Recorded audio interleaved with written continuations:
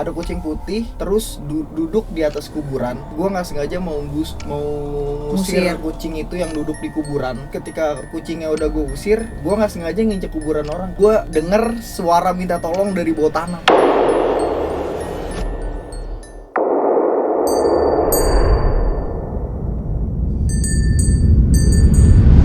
Halo sahabat Klaklik, balik lagi di Kamis. Klaklik Misteri. Balik lagi nih sama Sigit.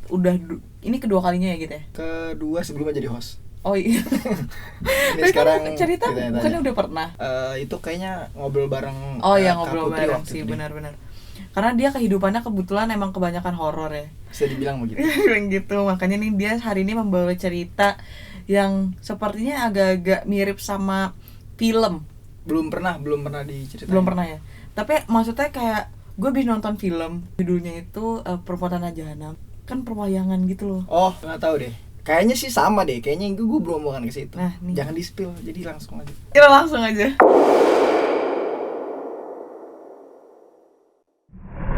Jadi waktu kelas 5 SD itu gue pulang kampung ke tempat tinggal bokap gue di Jawa Tengah, di Yogyakarta. Terus gue sekeluarga akhirnya pulang kampung bareng-bareng. Dan ketika pulang kampung itu ternyata bokap gue sih sebelumnya nggak ngasih tau gue mau ngapain, atau mau lebaran, atau mau cuman sungkeman sama mbah gue atau gimana gitu. Ternyata bokap gue itu mau ke tempat pakde gue di daerah Gunung Kidul.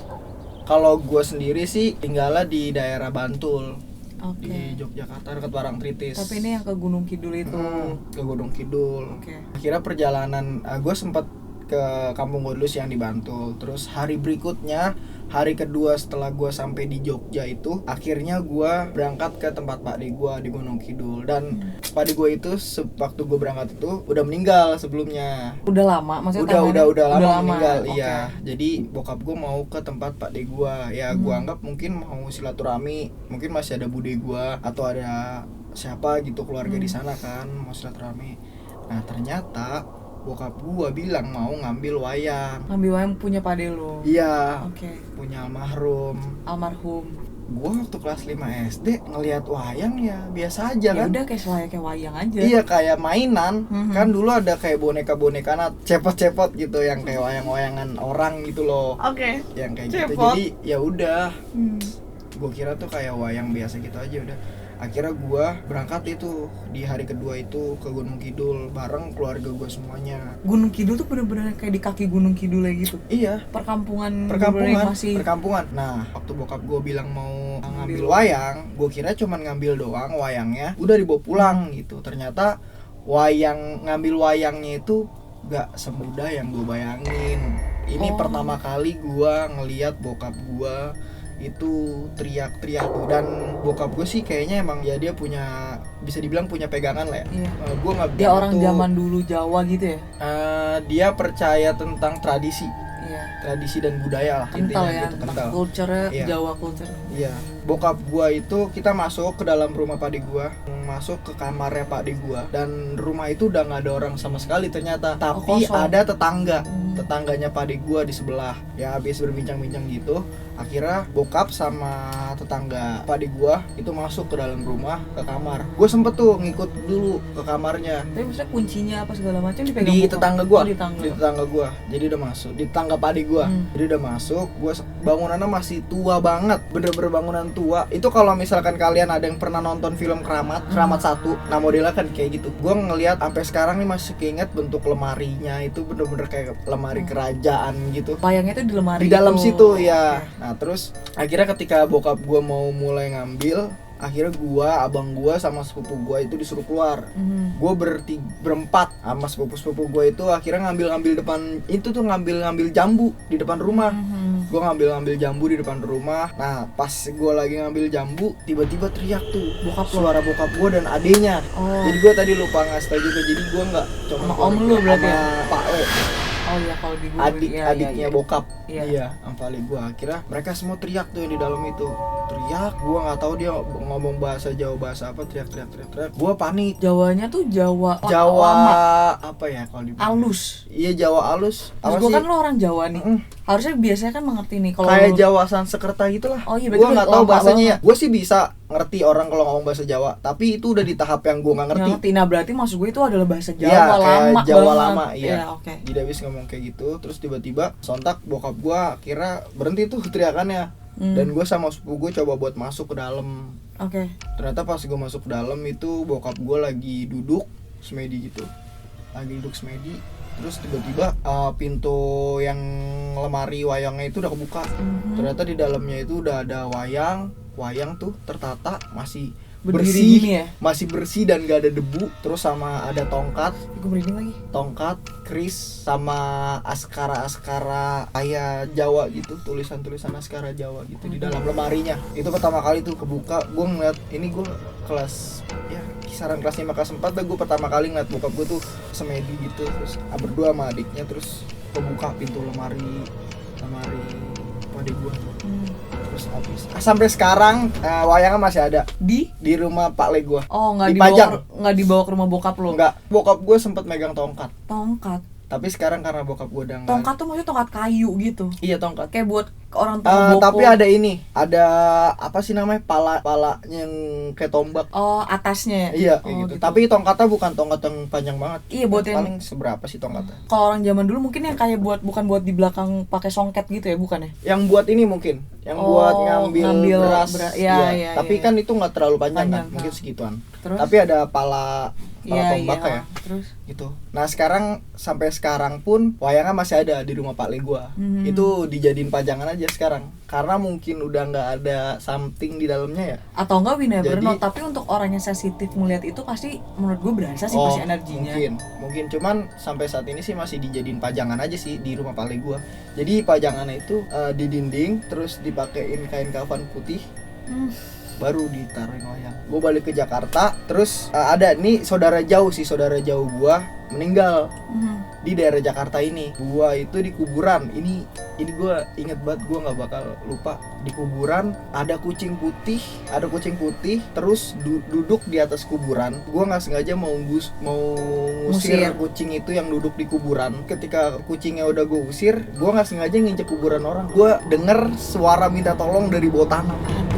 Itu pertama kali gue denger jelas dan itu berdengung. Perempuan, Laki. tolong. Enggak, dia minta gini, tolong jangan diinjak. Terus Serius lu? sumpah demi Allah itu gue nggak bohong. Nggak, maksud gue sejelas itu. Iya. Jangan diinjek. Dan ketika dia ngomong itu tuh gue langsung sontak, langsung kaget. Terus gue ngeliat sekeliling gue hening, dia diem. Maksud gue ketika gue denger suara itu kan gue kaget. Gue kira mereka semua bakal kaget, ternyata mereka semua nggak kaget. Nah, Mereka semua aktivitas seperti biasa. Posisi di situ lu nggak sendiri kan? Enggak, jadi lagi mau makamin saudara gue ini. Rame dong. Iya, dan misalkan makamnya di sebelah sini.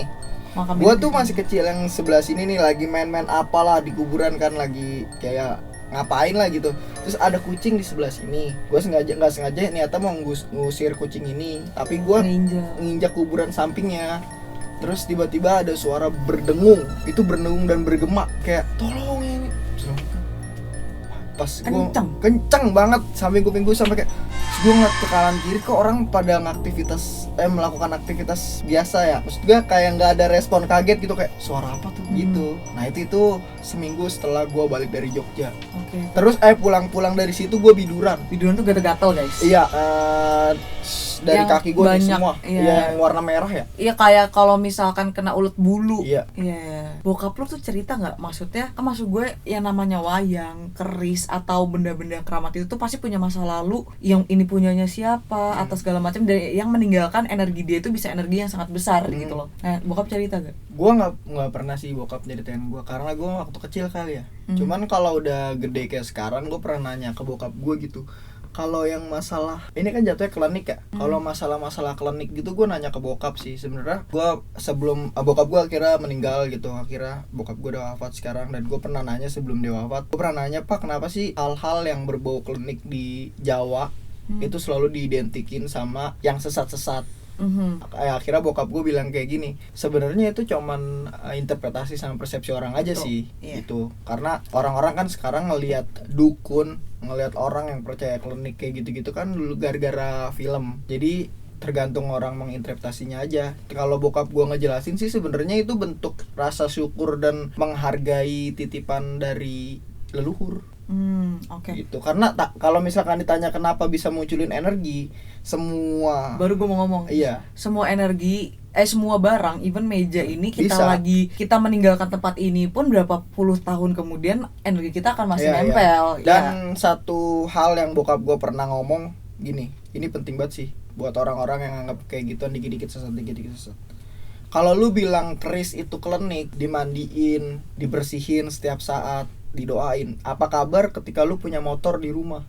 Sebenarnya sama aja benda mati. Motornya lu mandiin, motornya lu bersihin, lu emang servis. Ibaratnya sebenarnya hanya untuk biar bersih aja gitu. Bedanya barang ini punya histori aja yang lebih. Iya, benar-benar. Gitu. Nah, kalau yang gue tahu ya, untuk masalah kenapa benda barang apa semacam, khususnya keris apa segala macam itu biasanya di dalamnya ada itu tuh, setahu gue itu karena yang punyanya sih ibaratnya. Yang punyanya itu mempunyai energi yang lumayan besar, dan ketika dia wafat itu energi itu bisa ibaratnya apa ya, nempel gitu loh ke bawah di situ. Sama kayak gue pernah nonton di mana gitu, yang rumah sakit, ada ibu hamil mau ke rumah sakit dan tiba-tiba rumah sakit itu tuh beroperasi aja dan dia hamil di situ. Ternyata besok pagi rumah sakitnya itu tuh udah nggak beroperasi, udah nggak ada siapa-siapa, sedangkan dia hamil, anaknya ada. Mungkin gitu. Itu energi kan? Itu energi sih maksud gue, dan energinya memang berarti ya besar gitu loh. Tapi memang ada juga barang yang memang ibaratnya oleh oknum ya, yang ditaruh di barang itu juga memang ada. Ada. Memang ada dua, ibaratnya sama nih kayak kita tuh kalau yang gue pelajarin, ada yang namanya karuhun, sama ada yang namanya emang kita ketempelan dan dikasih aja. Nah kalau karuhun itu ibaratnya ada energi-energi leluhur yang nempel di badan kita, dan leluhur itu tuh energinya tuh tidak bisa acak. Tidak bisa nyokap gue punya, bokap gue punya, gue juga punya gitu, enggak. Jadi itu kita bersinergi dengan yang sama. Kalau misalkan kita ibaratnya energi itu tuh milih keturunannya gitu loh. Nah mungkin sama dengan hal gue ada cerita nih, kalau misalkan nyambung ke energi ini. Gue di hari kedua dia meninggal kan balik ke Jakarta. Setelah dibalik ke Jakarta itu gue dimimpin sama kakek gue. Jadi ini ceritanya, di dalam mimpi kakek gue itu datang dari pintu depan rumah gue. Kayak ini mimpi ya? Iya, ini dalam mimpi. Kakek gue, ini gue inget banget, ini mimpi gak bakal gue pengen. Kakek gue mau datang dari depan pintu rumah gue, itu ngajak gue somewhere only we know yang gini. Nggak ada tahu, dia cuma ngajak kayak gitu, ayo ikut mbah. Kata dia gitu doang. Terus karena gue masih kecil, gue selalu bilang, oh iya nanti bilang mama dulu. Gue bilang mama, sama nyokap gue nggak diizinin. Akhirnya kakek gue balik lagi dari pintu belakang, datang lagi, ngajak lagi untuk pergi. Jadi kakek gue itu bisa cuman dari luar rumah. Oh, dia nggak bisa masuk. Iya. Nah terus abis kakek gue ngajak, kakek gue nggak bisa lagi. Setelah kakek gue nggak bisa lagi, gue tuh kayak langsung putar ke reverse gitu di makam kakek gue. Di mimpi lo? Iya, gue langsung ke makam waktu dia lagi dikuburin. Nah ketika lagi dia dikuburin itu, dia ngasih unjuk muka terakhirnya dia lagi dikafani di dalam kubur. Aduh. Ke gua. Terus di sebelahnya dia ada batu warna hijau. Waduh. Itu hal terakhir yang dikasih ke gua. Abis dari situ gua langsung sadar, gua nangis tuh. Gua nanya ke nyokap gua, dimimpin mbak gini. Terus malamnya akhirnya bokap gua bilang, katanya emang dari kakek gua turunnya ke gua. Ini nyambung sama energi tadi kan, dari leluhur bisa milih gitu.